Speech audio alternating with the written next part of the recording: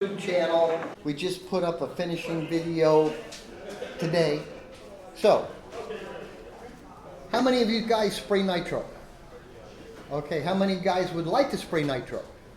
Okay, now, the best thing I can tell you about spraying, you have the product, you have the process, and you have technique. Now, what I mean by that is, if you don't get things prepped properly to start, you're running that mistake through the whole thing. Now this, if you look at this, you have 1, 2, and 3. This is a seal coat. Now, a lot of lacquer manufacturers use what they call a spray vinyl. I stopped using spray vinyl. I went back to shellac. And when I'm talking about shellac, I'm talking about shellac flakes. And I take my shellac flakes and I put them in a coffee grinder and I pulverize it, turn it to dust. I use Everclear and I use a 1 and a 2 pound cut. And to make this easy for you, in 8 ounces of Everclear, 1 ounce is a 1 pound cut, 2 ounces is a 2 pound cut. So does that make it easy? Now please pass this around. This is a seal coat. This is seal with filler. And then this gets kind of buffed off and then it gets sealed again. So you are sealing, filling, and sealing. Now to get it... What did you say the product was? Okay, this is shellac and this is going to be... Okay, so the first thing you're going to do is prep your wood. Now when you sand, I think the number one mistake a lot of people do is, I got to sand this real smooth, and you go to a very high grit. Don't go past 220 grit. You need to allow what we call tooth. So, when you sand, always use a sanding block. Now, I'm going to hit this real quick. Sanding grits, you have P grade, C grade, micron grade, K grade. I mean, they have all these different grades. So, using a P grade, which is normal sandpaper that you'll get at Home Depot, and I get my sandpaper from a company called Industrial Abrasives. And I also use TX sandpaper, which I get from Klingspor. Those are my sandpapers of choice. 2 demerits each. Okay, I always use a sanding block. Now, the handiest way to make a sanding block is a piece of MDF or a piece of plywood. And the foam insulation tape that you get for pipes, that gives you a little padding, that works good. And at the dollar store, they have these erasers for making big mistakes. They're great sanding blocks. Now, I will use P grade, I use C grade, and I also use a sticky back paper that I get from Industrial Abrasives, and you can get that in numerous grits. And what's nice about that, you can stick it. You don't have to fold it up and hold it. So, I generally start sanding my product, usually with the sanding block. I'll start at 80 grit, 120, 180, 220. Then I dampen it. I always wet and raise the grain. And when I say wet, I don't mean saturate it. Take a wet paper towel or a spray bottle and then just wipe it off. Let it dry. So get yourself a cup of coffee, make sure it's dry, and you're just cutting the fur. You want to make sure you're as flat as possible. Then you mix your shellac, and I will actually put it on with a paper towel. You can brush it on. You can do whatever you want. Shellac will dry in 15 minutes. So that side is number 1. So when you look at it... John, when you mentioned Everclear, that's your shellac solvent? Yeah, Everclear is basically good moonshine. Okay? You can 95 is what the 95%. Yeah, you can also buy culinary alcohol. There's a place in Maine, and it's fantastic. Oh, great. They don't ship to every state. And so when you said 1 ounce or 2 ounces, that was to how much solvent? To 8 ounce alcohol, 1 ounce is a 1 pound cut, 2 ounces is a 2 pound cut. And I like to use the 1 pound cut first because that will help to seal into the pores of the wood.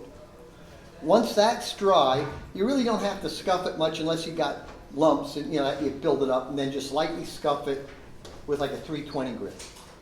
Now I like to use, for my filler, I use what's called aqua coat I used to use a product called Poropack, but that was such a heavy process and it would take 45 minutes.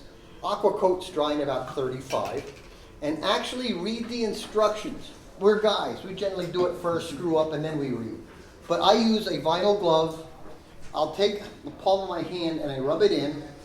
And if somebody looks on Amazon, look for a 3-inch squeegee. They're about the size of a credit card, and they have a nice rubber pad on them. And then I'll cut it with the grain. You might want to, if it's kind of lumpy, sand it down. I'd give it an hour. Then I put the second coat on, and then I kind of go across the grain a little bit of an angle. You definitely want to get your pores filled the best you can. Then I put a third coat on, and that I usually let sit overnight because I really want to make sure it's good and cured. And that I'm going to flat sand with a 320 grit. And again, all blocks. You don't want to use your fingers because you'll actually, your fingers create pressure points. So always use a block. I don't use the orbital sander often. And if you look really close, I purposely use the orbital sander. You'll actually see these swirl marks come up later in your process. So Do you tint the aquacoat? you can.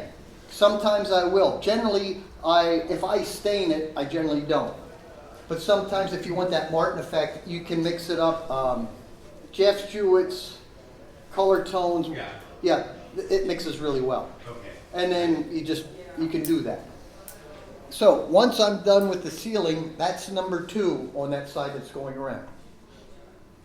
That I will sand the next morning. My next coat of sealer, I generally do a little heavier. I generally go to a 2-pound cut and wipe that on. That I let sit for about an hour. I will flat sand that. Then I start my actual spraying process. Now I've used MTech 6000 and I use nitro.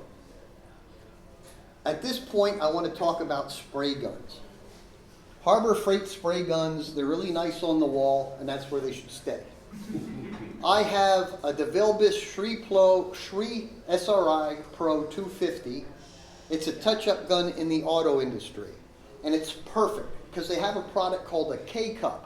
So I can mix whatever I want, infinite amount of number, so I can have different mixes, like if I'm doing a sunburst or whatever, just twist it off and twist it back on. Every time you're done spraying, make sure you run some lacquer thinner, squirt it out so that your gun stays clean for your next coat, because there's nothing worse than having spitting coming out when you're trying to spray.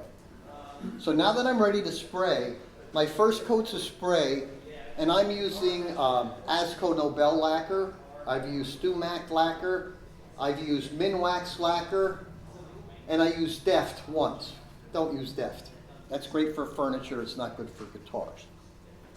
Asco. Hey, John, do you ever use the Mohawk? Yeah, I use Mohawk. I just get Asco now because I'm a work dealer.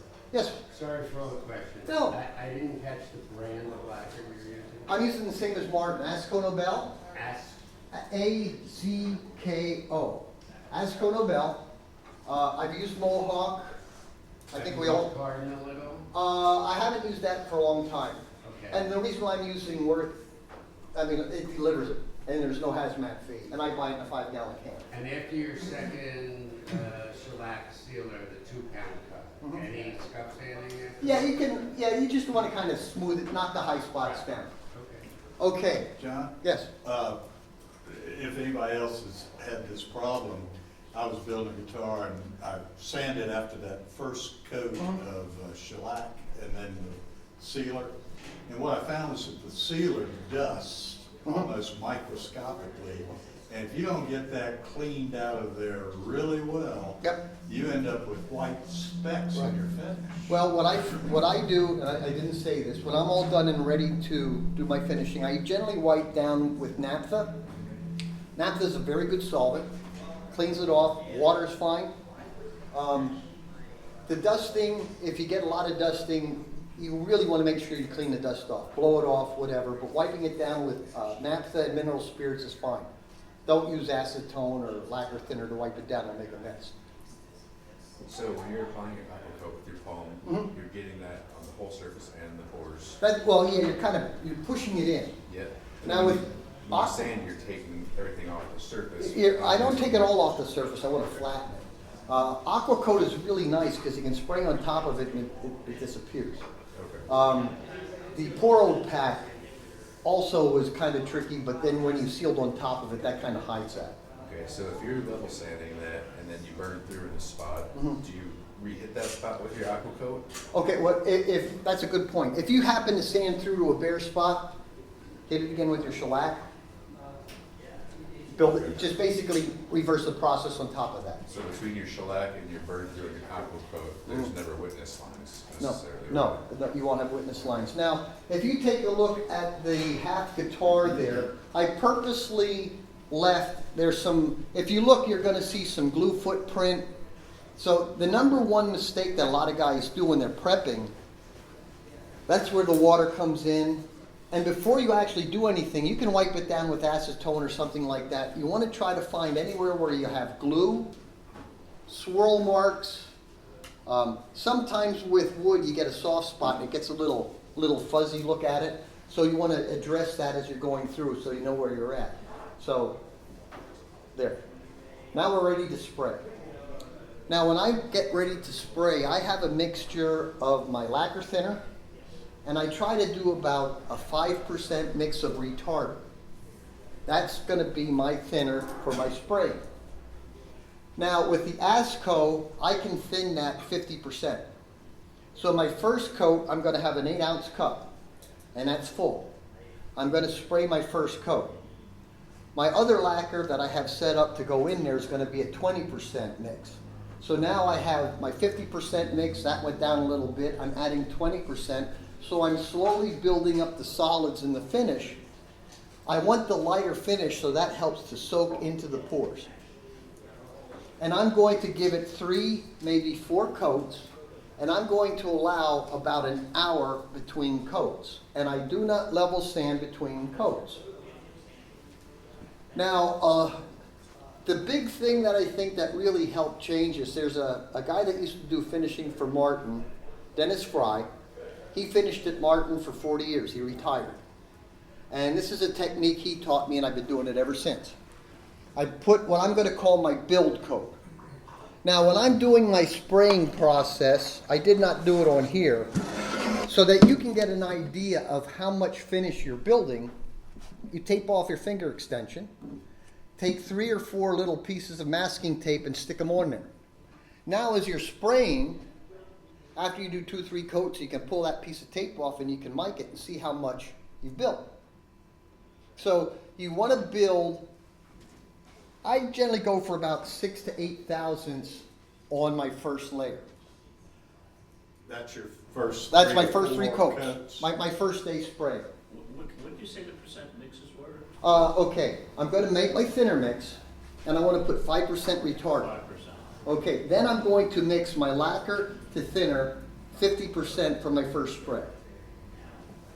Now, with Mohawk and Minwax, they're a little bit thinner than the ASCO. So I'd probably tell you do about a 30% with that material. Experiment. That's the best thing I can tell you, because finishing isn't just about the product and the process. There's a big technique factor you know very well. To learn how to build a guitar is easy. To finish it, that's where the money is. Now, I purposely left some of the mistakes. Where's the half a body? Okay. And again, I want to thank Martin for giving me the stuff out of the scrap. All right. One of the big mistakes that I saw on this one, where are you? Or maybe it's on this guy. Okay, there was a glue footprint on here. So, right here, all right? That's because there was glue that you didn't get off. So I purposely want to show you what the beginner mistakes will be. So this, as you can see, sealed and build, finish, coats, and then you're going to see the process. We're going to take it through there. So it's so important to look for the swirl marks, for the glue, and on here on the top, I want to show you something. When you sand, if you aren't careful, gotta look at this real close. There's a soft spot in the lacquer, or in the wood, that's a fuzzy spot. So when you're sanding, you gotta make sure, use the water, so you can read what the surface is doing. Because if your surface isn't prepped, and you well know it, if your prep isn't right, you're gonna fight this all the way through. So, we got our mix, 3 coats. Generally, we were told you gotta spray and let it sit for 2 weeks. This is a build coat. I actually get on it the next day. 320, 400 grit, flat block, and now I'm using a product called, and this is the name of it, Assilex. A-S-S-I-L-E-X, Eagle, what is it? Eagle, yeah. This stuff's expensive, but I want to tell you something, it lasts. And it'll come in a kit, 600, 800, 1,000, 12, and 1,500. Now this is a micron grade, I think. It's a much finer grit. I used to use a product called Micro Mesh. I no longer bother with Micro Mesh. And I learned of this product through, on YouTube, there's a guy called Dallas Auto Detailers. Finishing is about getting that final buff. He's worth watching because he's going to explain all of this, which I'll get into in a minute. So, we sprayed. Could you say the name again, please? Assilex, oh, Dallas. It's either Dallas Detailers or Dallas Auto Detailers. Or you can spell Assilex. A-S-S-I-L-E-X. Yes. Okay. Okay? John, how did you, talking about the glue Yeah. brace there, Uh-huh. I'm gonna take care of that with sandpaper, right? Well- Or do you need to hit it with water? Well, okay. When you're prepping your wood and before you do any finishing, putting the water on, and now if you use guys, I feel like a You and physical sis. box. Okay. Avoid tap water, go get distilled water, because you don't want any. Lacquer is a wonderful material, but it's very tricky. You don't want to add any chemical into that you don't need. So if you have well water, you're good. Otherwise, get distilled water. Look really close. Those LED lights are wonderful. I must have a dozen of them over my finish here. Go outside and look. That's what you want to do. Just a note, you can, from Amazon, you can get little UV flashlights. Yep. And type on one glows yellow under ultraviolet. So in a dark room, you can go over with your little UV flashlight, particularly around binding and stuff like that. You can see the little yellow bubbles. Yep, yep. Oh, really? I use a lot of fish glue and hide glue. And when I say hide glue, I'm not talking about the tube stuff. That's junk. I use hot glue. Type on glows yellow. Under That's UV. interesting. Thank And you. for UV flashlight, it's like $6 to $8, and they're great fun to go out in the woods at night. Okay. With the UV flashlight. Right. And there are centipedes and millipedes out there which grow bright green. Okay. So you go out in the woods at night for everything. That's what I like about this. Somebody's going to give you an idea that you haven't heard before. Okay. So the next day you flat sand. Now you start your spray booth. Now if you look on YouTube channel, Blues Creek Guitar Spray, I actually have this fixture that I put my guitar body on. It's a barbecue rotisserie motor, a 3/8 inch carriage bolt, and you grind the head off so you keep the square. JB weld, and you weld that thing in. And it's on a piece of plywood about yay long. And I have 2 stands here where the screw comes through. Put a bushing on here because the threads will grind it, so just put something in there. And that will spin at a nice slow rate. Now my spray booth, I have a switch here so I can turn it off so I can spray the sides standing up, rotate it standing up. I have just regular like a McDonald's hot fry lights. And I do have a lacquer heater. If you look on Amazon, there's a product, I think it's called Inkbird, and they are a temperature controller, and you can put a soldering gun into your bucket of water and heat it to like 95 degrees, which is the temperature I like to spray my lacquer at. I also use a hair dryer and the light to warm my body. And when I'm talking warm, I'm just talking that it feels warm. You don't want to make it hot. Body temperature's fine. And I didn't mention that earlier. The heat actually helps to lower the viscosity for a better flow out. And as it's rotating, if you get a run, don't worry about it because that usually flows out through the rotisserie process. So now I'm going to spray, and I'm going to spray coats that I get about another 8 thousandths for my what I'm calling my finish coats. That I will let sit for 2 weeks. Now in my spray booth, I can hang my guitar up. I have a dehumidifier and I have that blowing air onto the bodies, and I'll just let that run for 2 weeks. Now when I start to get into the actual finishing, where's that body at? Okay, I'm using Acelix paper with the blocks. And I'm going to go through the whole grit process. And the other nice thing, Dry, huh? dry. You can also wet sand with it. And I like to wet sand with it because sometimes you start pilling up dust and you get pills and then you start rubbing burnish marks into your top.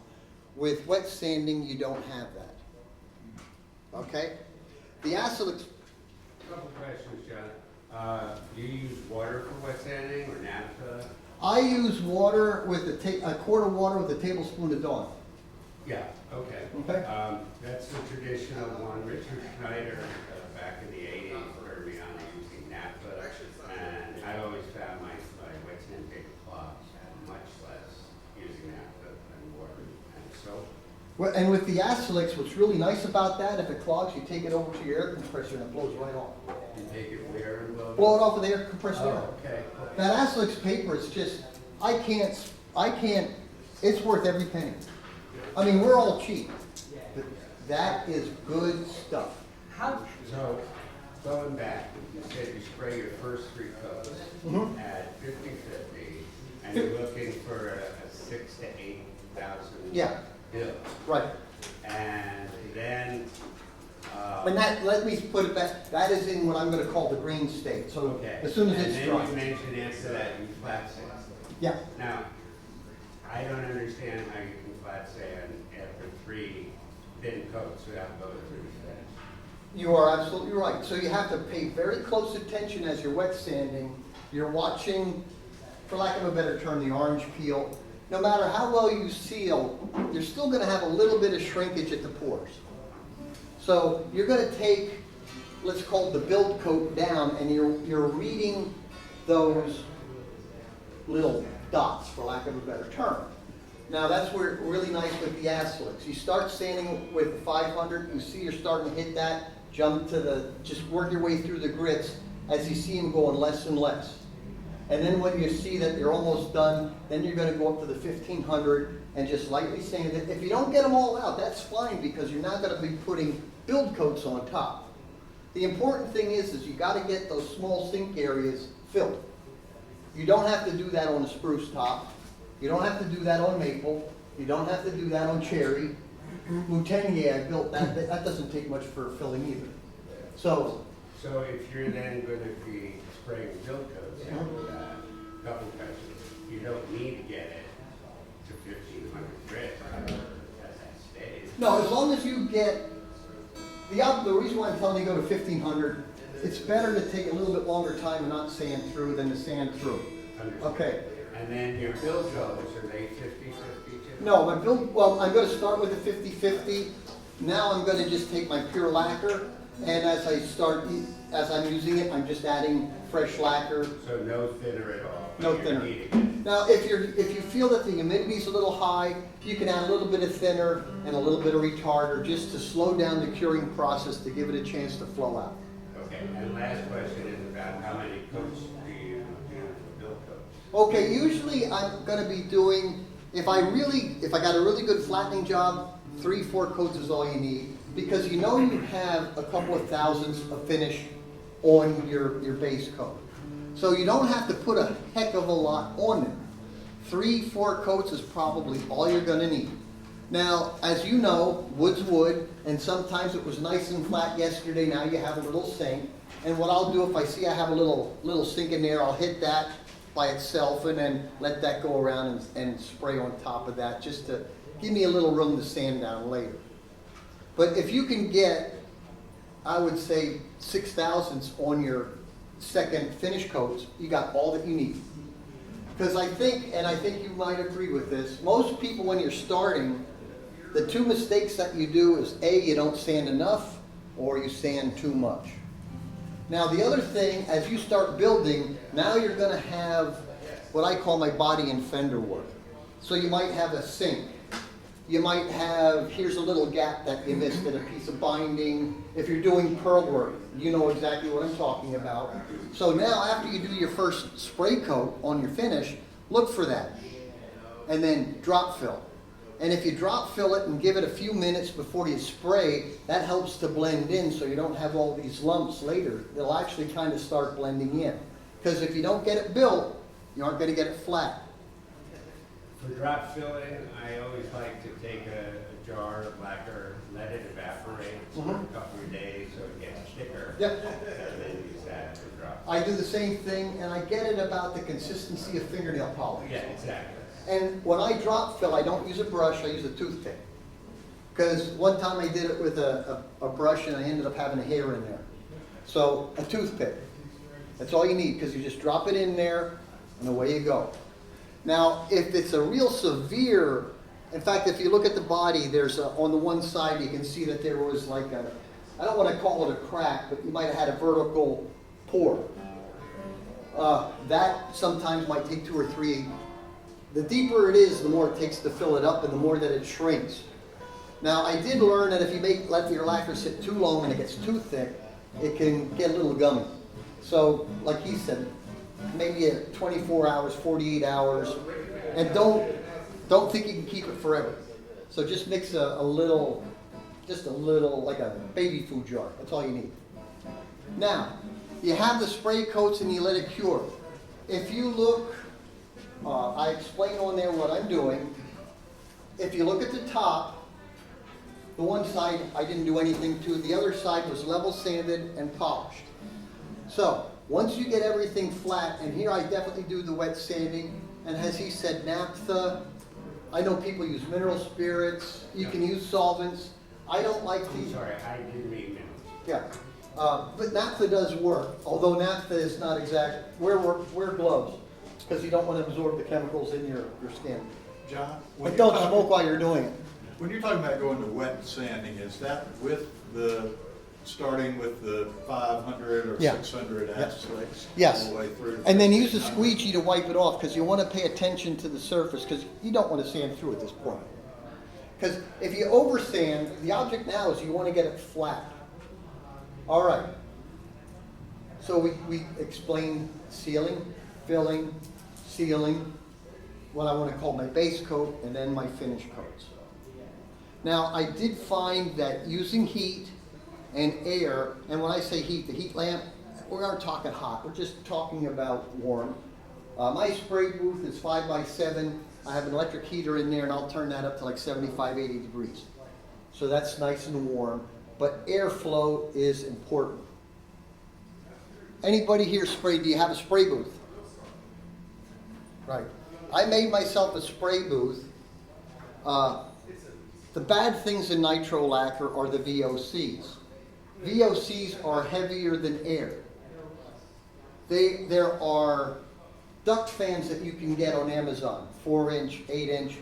I have a 4-inch fan on a piece of PVC pipe with 3/4-inch holes drilled every 6 inches, and that's on my floor. That's running all the time I'm spraying. I want those VOCs out.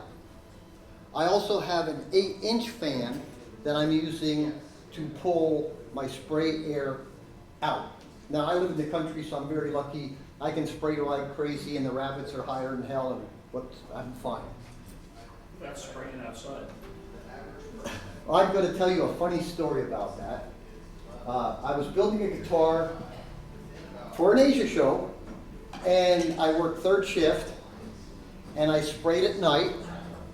I went up to the house to get a beer, and when I came back, there must have been 4,328,000 gnats in my lacquer. So If you're gonna spray outside, I think Walmart has a plastic wardrobe that you can hang on the wash line. When you're done spraying, you can zip it and you won't get the bugs on there. Without bringing it back outside. You wanna let it outside and vent because you don't wanna bring those fumes in if you can help it. My spray booth with my spray table, I built what is called a maholic. In plain words, I'm creating a low pressure area in my spray booth so that I'm pulling fresh air in and evacuating the bad air. And I'm using an 8-inch HVAC booster fan, which is an induction motor. It doesn't have brushes, so it doesn't spark. I have a sealed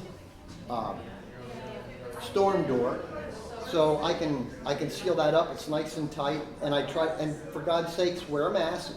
You can't hold your breath that long, okay? I mean, really, pay attention to the lacquer. It's not helpful. Now, if I'm using M-Tech, the process is basically the same, but I don't have to thin it as much, and it doesn't take as many coats. But the final level sanding, I don't care what finish you do, it's that final level sanding before you get ready to buff. Now, see my time here? Okay, we're doing good. So, John, is the M-Tech a water base? it is. There's a water base, there's a number of I'm gonna say non-solvents. Remember when the water finishes first came out, Roger, they had that bluish tinge to it? Yeah. M-Tech has done a wonderful job of getting rid of that. The reason why I'm a nitro guy and traditional and it's easy to repair, but that M-Tech is actually pretty darn good. What finishes do you use? I use nitro, Okay. Cardinal lacquer. Yeah, Cardinal's good stuff. Yes. Yeah. And I don't use vinyl sealer. I hate vinyl sealer. I hate vinyl sealer. Only had major problems with sealing. Yeah. What do you use? Except for shellac. Are you using shellac? Yeah. Same thing I'm doing? Pretty much. Yeah. I've also used, for a sealer, I've taken lacquer, thinned the living snot out of it and sprayed it. That seemed to have worked, but I like shellac. Shellac is There's good. one good two-part sealer called isolate, Okay. which is really, really good. But I'm fine with lacquer. Well, With shellac. and you've been doing this longer than I have, but you got to admit, it's your technique. I mean, you have the basic process, but your technique is the unknown of the factor. Practice. I mean, the guys that spray one guitar a year, take notes. Remember what you do. I actually learned spraying on cardboard. You know, because you can see it coming out. I hit a little bit about a gun. Okay, I also have the, let's see, what's that called? The Semi-Pro, Fuji Semi-Pro sprayer, which is a very good unit. It's affordable. The only thing is you got to break it apart every time you use it. That's where the DeVilbiss and the auto touch-up guns. What gun do you use, Roger? I like I have a small, like you said, it's a DeVilbiss CGA. It's Yep. a touch-up gun, but it's not gravity feed, it's suction feed. Okay, mine's I like the weight on the bottom, on the top, and then I have a full size. And the other thing I want to say is when you set up your gun, to learn how to set up your gun, you have air and solid mix. So I'm using the drop-down HVLPs. So the object is to get the gun to come out and spray that you get a good atomized mist. I use a 1.0 millimeter nozzle. What do you use? I have no idea. You use a pointy one.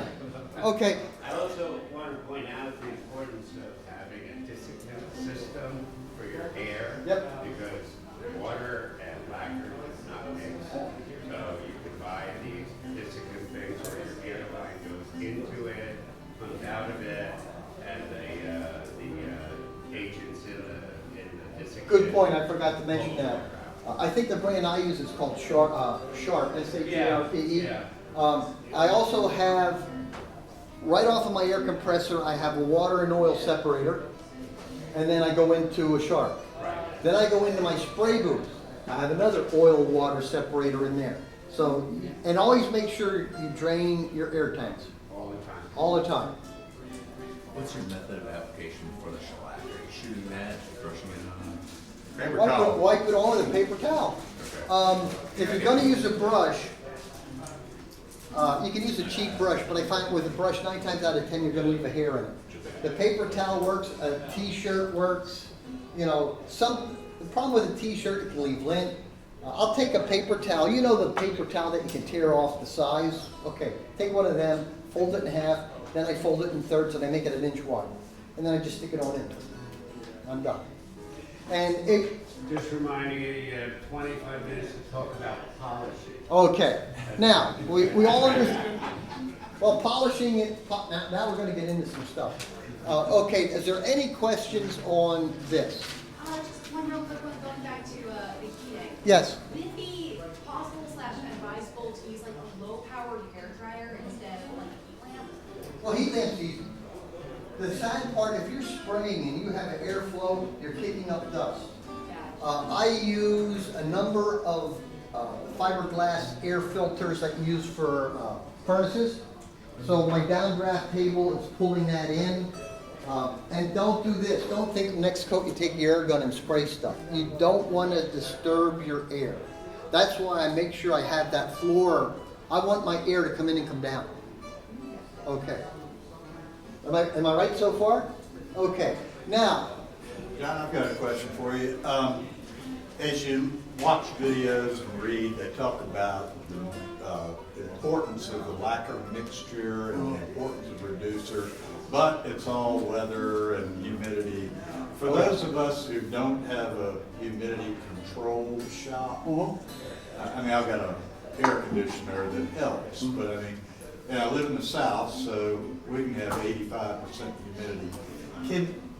Is there kind of like a chart of some sort that gives you an idea of what your lacquer, thinner, retarder mixture should be based on your conditions? okay, I have an Avion humidity gauge. That's a laboratory gauge.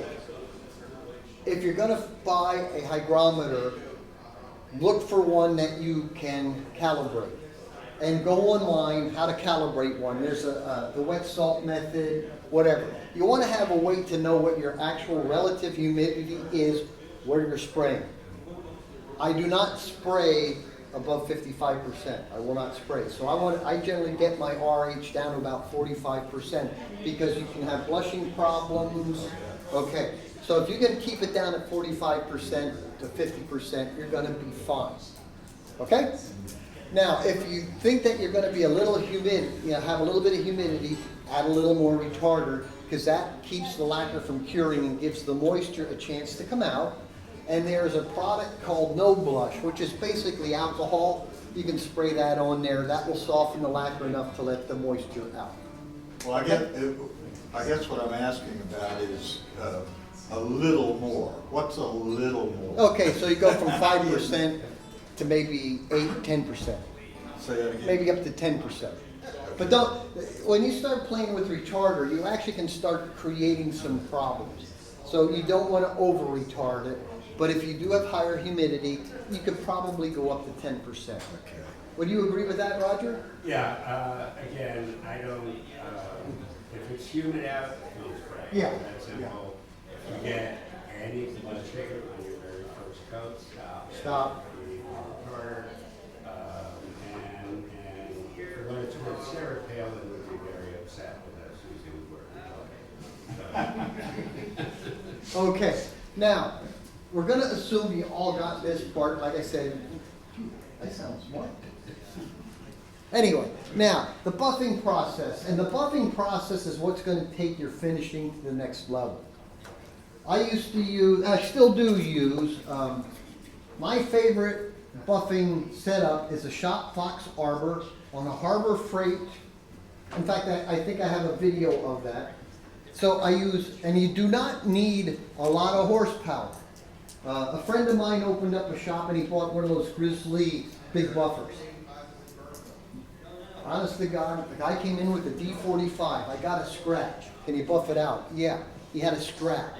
He didn't take the strap off. He was buffing it. Did you ever see a D45 go around like that? So you don't want to do that. Okay, so let's get into buffing. Now, the buffing technique, and this is where the buffing process is where you're using finer and finer abrasives because each layer is taking out the abrasive mark from the previous layer. These are Domet and flannel. I get them from Jess Carr, and I also, Cresswell Plating has them. Now, this is the funny part. I use a 16-inch, I wore this one down. This is 1.125", and the shaft is 3/4. I use plumber's solder as my flange to put that on. Now, you also want a rake. A rake, as you know, just kind of looks like a bunch of bandsaw blades. So you want to fluff this out. All right, you can pass them through. I use a 1/4 horsepower motor, and I have that on a hinge, so that's actually giving my tension to the belt. You don't want your buffer to pull the guitar out of your hand, because if you catch a corner, that puppy goes flying, and that's not a good thing. So, okay. John, which is which? That's the cotton, that's the flannel. Okay, that's. No, this is the Domet, and that's the flannel. The Domet's a little harder. And you start with the Domet on the. Yes. More aggressive. I start with that one.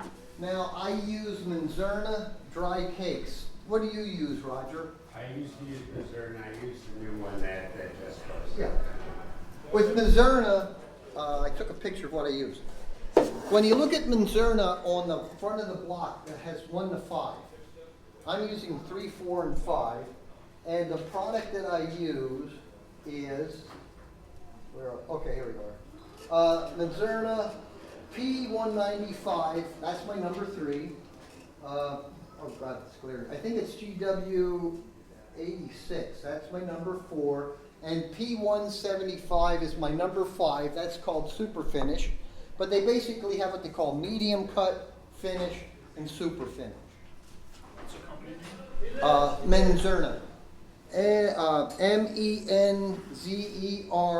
Menzerna. That's my cake. Jess Carr too, right? That's a Jess Carr Yeah. and Amazon. You can find it all over. I like those cakes. Now I will rake, and you'll actually see it build up. Now the trick, when I'm buffing, I take the back of my hand and I just touch it against the wheel. You'll feel when your abrasive is running down. When you're going back and forth and across, you want to see a little dust trail right below you, okay? I generally start working across the grain. Now, where's the buffing wheel at? Okay, all right. Just throw me one. Okay, so when this thing's spinning, and I'm trying to spin, it's not about the RPM, it's about the inch per minute. But in my case, I can tell you, I'm running at about 750 RPM. And then when I'm doing this, I'm hitting like the lower half. Because if you hit a corner, we've all done it, they go flying. So if you're going to do the sides, come at an angle, and you can work. And you're going to watch it as it cuts. Now the first buff with this, it's kind of a, how can I put it? It's a glazy, smeary look, all right? Then that's basically starting to work things down. And you're going to find the shinier it gets, the more the flaws are going to show. Am I wrong? So you have to pay attention to that. So you're starting to go with number 3. Then you go to number 4. It's not a grinder. So when I'm running this, I'm basically coming in about 1 inch. That's all you need. If you start going too hard, what's going to happen, you're going to build up heat. You don't want to build up heat. So constantly be aware how warm it is. Keep it moving. Now the sides aren't that difficult, and when you do the top, I generally work, if you guys want to look at this, I generally work it, and I'm going to work like across the grain, with the grain, at an angle. Vary your angle of attack with your buffing wheel. Now, as you start building up, now you're going to start seeing things like long stand scratches, little drops, little stinks. Take a look at them, and if you think you got to drop fill them again, drop fill it. Because you don't want to start buffing it and then, no, you don't want to finish buff it. Fix it as you go along. If you have to sand with that, I use the rubber eraser at this point, and I'm just working that little area to bring it down. Because when you drop fill and you go to buff, you're going to see that witness line. So you have to allow cure time. No matter what you do, you got to allow cure time. Are you using one compound per buffer, taking it off your machine? No. Or No. You're raking it out? I'm raking it applying out. the next Yeah. 900? Now I have the two going. Sometimes, and this is a technique you have to work with, sometimes I'm bouncing back and forth and I might use 3 on both of those buffers. One's being a little bit hoggier. The bigger wheel's a little faster, so I'm a lighter touch and I can build up, well, I'm gonna call it glaze, okay? It'll start getting shiny. Now, when you look at the body here, if you look real close, okay, this is the side that I finished. Now, if you look real close, from here up was done on the buffing wheel. From here down was done with what I call the dual action hand buffer. That's an altogether different ballgame. So you gotta look real close, and it looks pretty good, but when you look at the light, you can see where the shinier it gets, your light is gonna start looking in focus. Would you say that's a good analogy? So if you look up here real close, the fluorescent tube is a little less in focus than down here. So rely on your eye the best you can.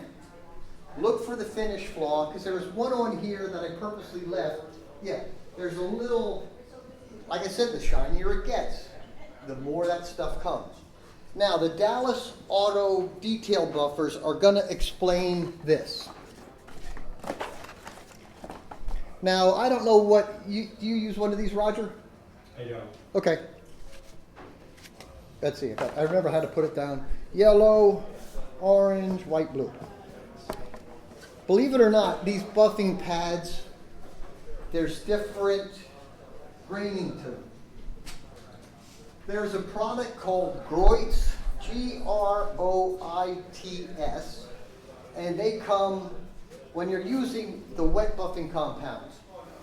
When you look at them, you're going to see a compound, you're going to see a polish, and you're going to see buffing. There's also Minzerna Heavy Cut. I'll start with the heavy cut because if I see a little scratch I want to work down, I can work it down with this. And that will really build that buff coat. You can actually make it, I mean, real shiny. I can generally buff out a guitar in about 4 hours. I don't know how long it takes you, but you probably have much better equipment than I have and a lot more skill. But it takes time. Oh, a lot of them. It takes time, and the hardest thing that you have to learn is your technique. I can tell you what I do. It's like riding a bike. You get on it and pump the pedals. Until you get on it and ride the bike, that doesn't mean anything. You have to learn that technique. A good way to learn how to do finishing before you get in the guitar, go get poplar, go get red oak, and get pine. Those 3 different woods, red oak has a lot of pores, so you learn how to fill. Spruce, pine, they actually build up really good.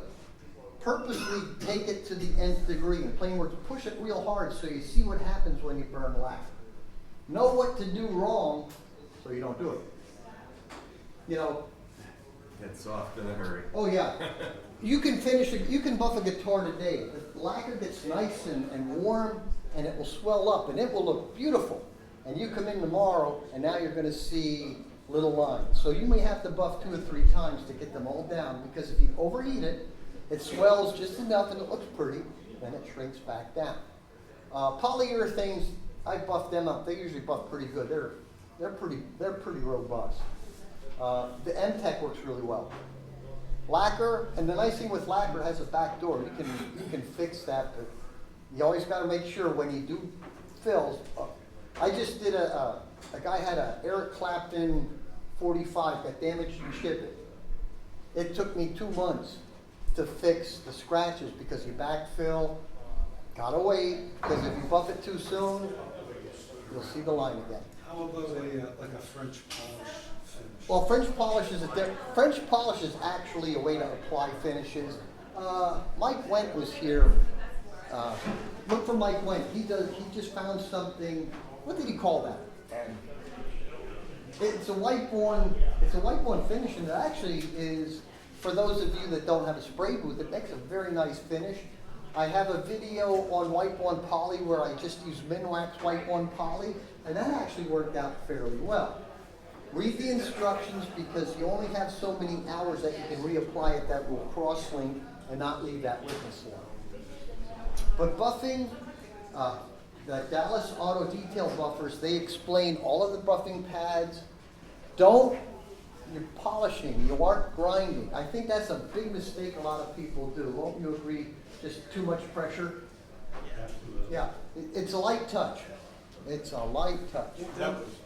Sorry, one other question. So you talk about the buffing methods, and then you talked about this. Do you use both of them? Yes, So yes. you start with the buffing wheels, Yep, and then you go through those compounds. Yep. And then you finish with. yes, yes. This really is really good for touch-up.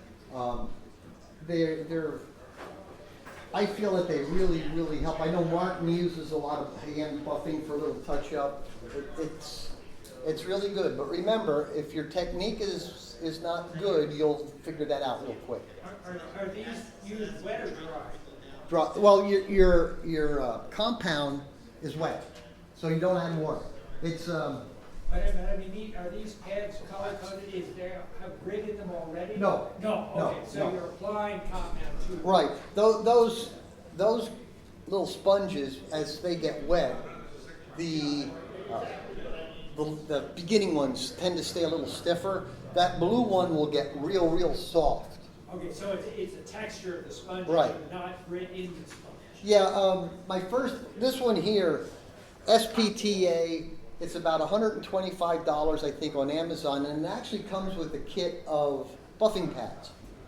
But that brand of buffing pad that I have going around, Cyclo, I like these the best out of all the ones. I can use them 3-4 times, and you can clean them in the sink, run them under water, squeeze them, then put them in a soapy bucket, rinse them, and then let them dry. But you can get, when they're shot, the hook and loop falls off. And what actual polishing compound are you using with those? Well, I am using the Groit's product, Meguiar's number 205, and Meguiar's swirl remover. They all read the label. If it says that it's you have a buffing compound, that's your coarser, polishes your finer. The swirl remover, and 3M Finesse, that's also a good buffing setup. They have what they call a hand glaze. So when I'm all done, we all know those microfiber. I'll take one of those foam pads, I'll put my microfiber on there, and then I'll just use that to clean it all off. And any excess buffing compound comes off real easy with a soft toothbrush and water. Do you apply the compound to the buffing wheel or to? I do it two ways. Okay, I'll put like 5 little blocks on the pad, and then I pad it onto the top. And Okay. that stays wet enough by itself, or Yeah. you have to spritz it? As you start using it, it's weird. As you're doing it, it'll come to a point where it kind of gets a little hazy, and all of a sudden, as the compound is evacuated, then you're going to see the gloss come up. But don't press. You aren't grinding, you're buffing, and keep it moving. Don't stay at one spot. John, can you, speaking about procedure, all right, so you have the neck and the body separate, and you're hitting them on the buffing wheels with the various Mazurna deals. Okay, so now it's time to polish, but do you go ahead and assemble the neck and et cetera before you polish, or do you polish them individually? I polish them individually, and on the necks, I just use a buffing wheel. Okay. Okay, And because so- a lot of times I like a satin neck. Now, if I do a 45, I do polish it, but because of the curvature, the soft cotton and what's the other one? You have a 205.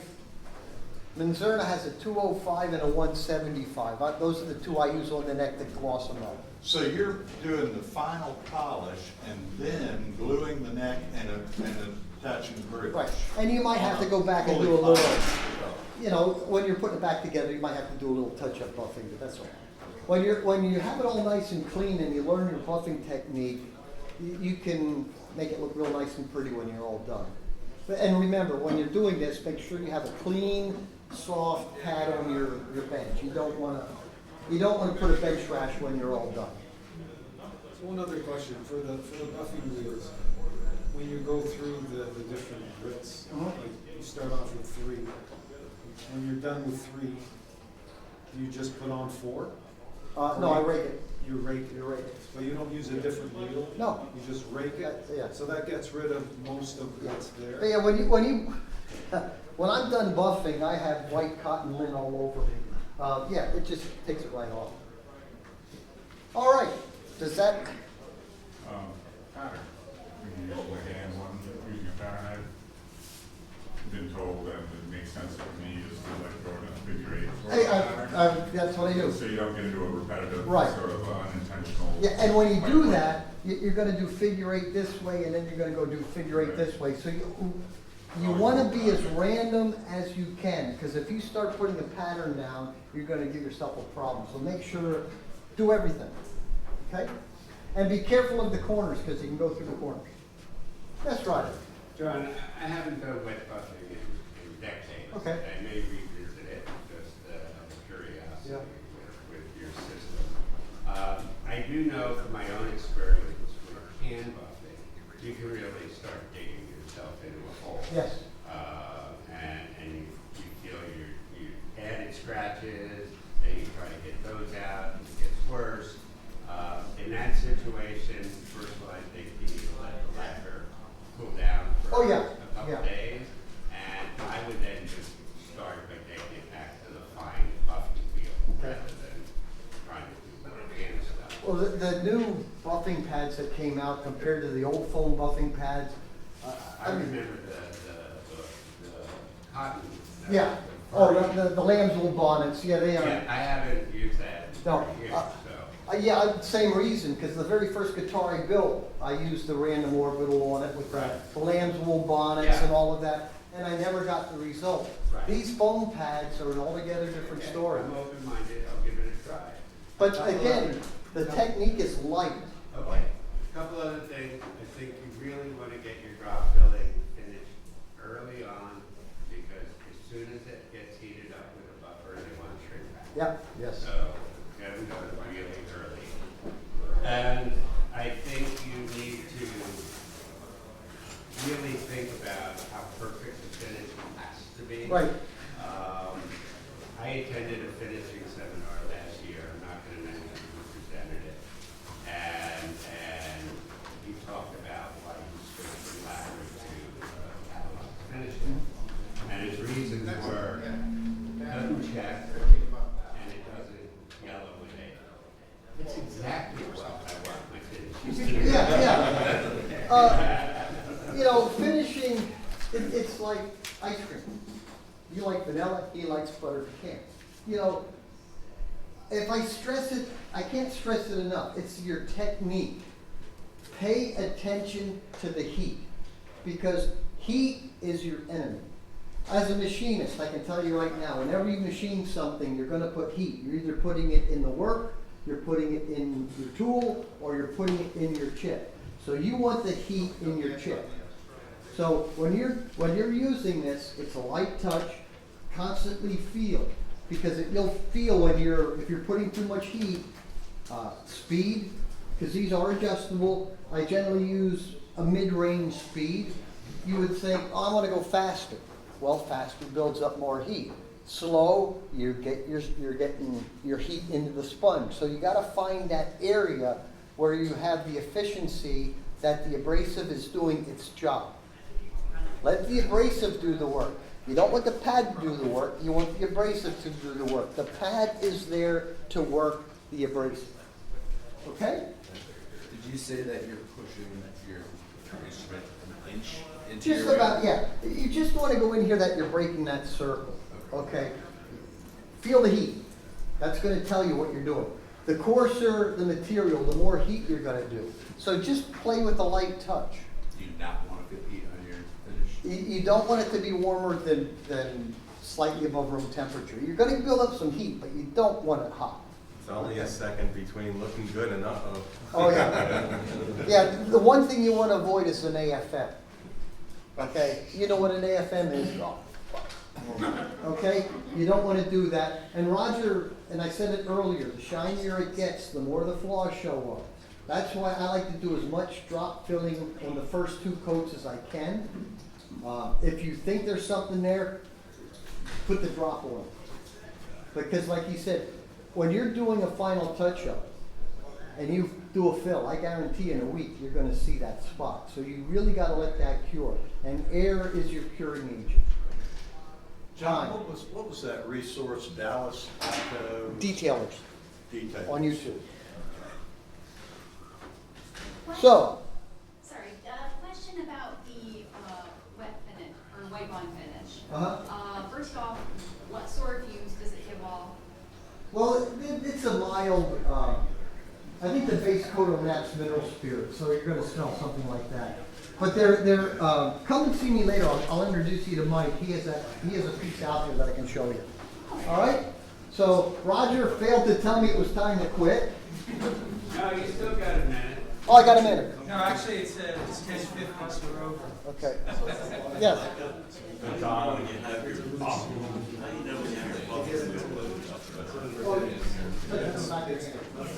So Justin, I want to thank you all for coming and listening to me talk. I hope I sounded good. Hope I had a good time. Hope you had a good time. And if you see me, you got a question, I'll make up an answer.